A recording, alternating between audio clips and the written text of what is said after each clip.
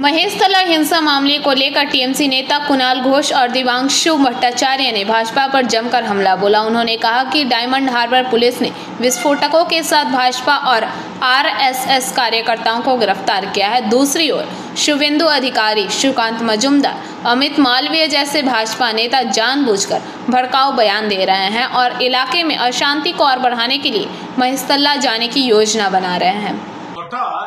যেখানে গিয়ে শুভেন্দুবাবু সুকান্তবাবুরা গিয়ে প্ররোচনা দিয়ে হাইপ তুলে নিজেরা গিয়ে একটা গন্ডগোল ওই মহেশতলাকে কেন্দ্র করে যেগুলো প্ররোচনা দিচ্ছেন, এবার দেখা যাচ্ছে যে বিজেপির লোকেরা ওখানে বিস্ফোরক নিয়ে পুলিশ ওটা ইন্টারসেপ্ট করেছে। পুলিশ গোপন সূত্রে খবর পেয়ে ধরেছে নবীন রায় কে, সে তো বিজেপির লোকজন। ফলে এই গন্ডগোলটা বিজেপি তৈরি করে একটা ইস্যু তৈরি করতে চাইছে, ওদের মুখোশ খুলে যাচ্ছে।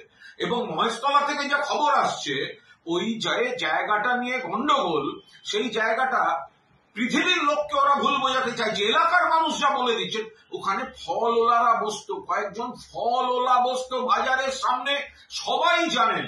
এই ঈদের ছুটিতে বোধহয় ফলওয়ালারা চলে গেছিল, ছুটিতে গেছিল, তার মধ্যে কনস্ট্রাকশন করে দিয়েছে।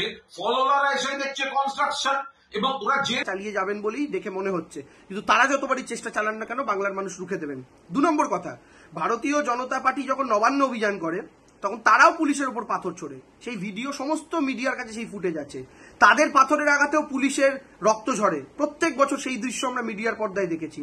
তো ভারতীয় জনতা পার্টির কাছে কি মহেশতলায় ছোড়া ইটা তাদের নবান্নে ছোড়া ইটার তফাৎ রয়েছে? ভারতীয় জনতা পার্টির কাছে কি মহেশতলায় পুলিশের রক্ত আর নবান্নে পুলিশের রক্তের পার্থক্য রয়েছে? আমাদের কাছে কিন্তু সবটাই সমান। আমাদের কাছে দুই পক্ষই গুন্ডা। কিন্তু বিজেপির কাছে কি দুই পক্ষের দুরকম পরিচয়? আমরা জানি না।